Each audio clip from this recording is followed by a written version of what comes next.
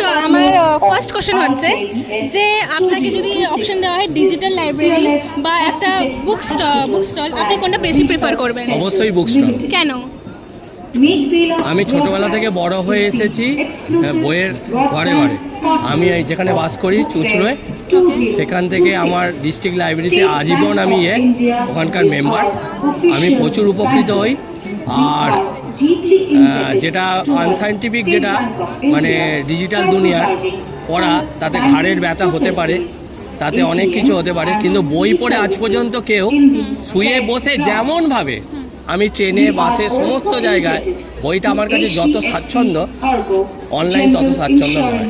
চোখের ওপর ইমপ্রেশন পড়ে, এতে বইয়েতে তা পড়ে না, এটুকু জানি। আর আমি ছোটোবেলা থেকে পড়ে প্রভূত আনন্দ পেয়েছি। অনলাইনে আমি চেষ্টা করেছি, আমার ভালো লাগেনি, কারণ আমার এখনও পকেটে মোবাইল আছে, যখন বই পাই না তখন পড়ি অবশ্যই।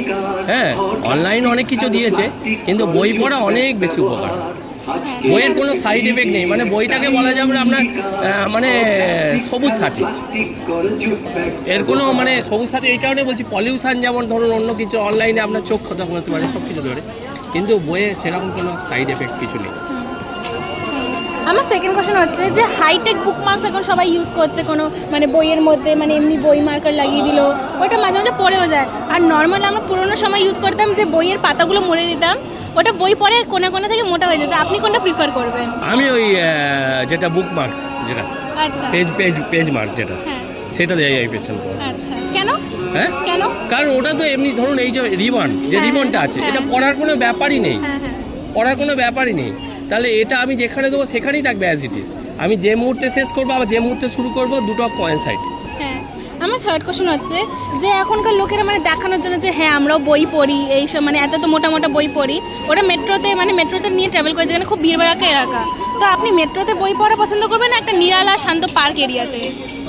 বইটা শুনুন, যে কোনো জায়গাতেই পড়া যায়, যদি বই পড়ার প্রেমিক, হ্যাঁ, প্রেমিক আর প্রেমিকার মধ্যে যেমন সম্পর্ক, যে বই পাঠ করছে এবং বই, অতএব সে যে কোনো জায়গা থেকেই অ্যাটিস ইয়ে করতে পারে, কোনো ব্যাপার, তার কাছে কোনো স্থান কাল ইয়ে নয়। প্রেফার অবশ্যই নিরালা।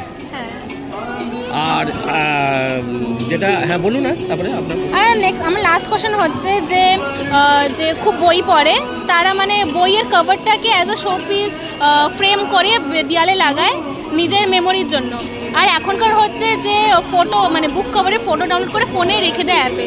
আপনি কোনটা করবেন? পৃথিবীতে যত বড় বড় মনীষী জন্মেছে তাদের সবাইকার ঘরে, সত্যজিৎ রায় থেকে শুরু করে রবীন্দ্রনাথ থেকে শুরু করে, আমি না দেখলেও, লন্ডনেও তো আমি যাইনি, কিন্তু তার মানে লন্ডন তো আছে, সুতরাং তাদের মানে উদাহরণ দিয়েই আমি বলছি যে তারা সবাই অগোছালোভাবে থাকা, আমি তার নির্যাসটা নিয়ে নেবো, এটাই হচ্ছে আমার ইয়ে।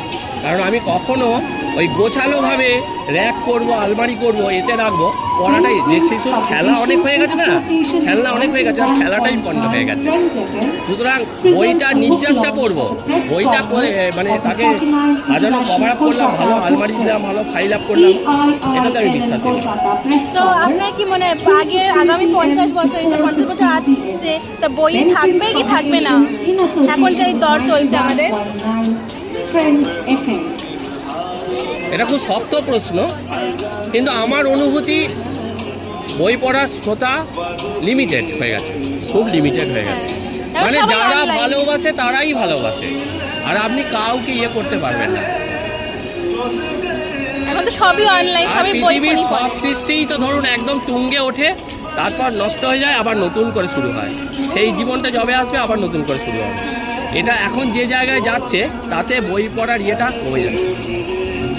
দেখুন, আমি বলছি যে আমার এবার একটা, অনেক প্রশ্ন আমায় করলেন, উত্তর দিচ্ছে, এবার আমি একটা বলছি। আপনার এই যে ধরুন অ্যাড করা হয়, গতবারে যেমন 2 কোটি না 2.5 কোটি টাকার বই বিক্রি হয়েছে, ঠিক আছে, এত অ্যাড করা ইয়ে করে, সেটাও খুবই কম কি না বলুন না? যথেষ্ট কম, অনেক। আগের তুলনায় এখন খুবই কম বই পড়া হয়। এখন যে সব এখন লোকেরা আছে, এখন আগে থেকে খুবই, আগে যেমন বই মেলাতে অনেক বেশি ভিড় হতো, ওর থেকে এখন অনেক কমই ভিড়। এখন অনেক কম ভিড়টা নয়, ভিড়টা মানে বই নয়, আপনি দেখবেন না বই। আমি দেব সাহিত্য কুটিরে ঢুকেছিলাম, দেব সাহিত্য কুটির থেকে আমি 5খানা বই কিনলাম, সব কটাই আপনার, হ্যাঁ, ঘরে মানে আমার পছন্দের, যে বই, ঠিক আছে। এবার এগুলো এগুলো অনন্তকাল যুগ যুগ ধরে হয়ে আসছে যে বইগুলো। থ্যাংক ইউ আপনার টাইম দেওয়ার জন্য। আপনাকেও ধন্যবাদ। Thank you.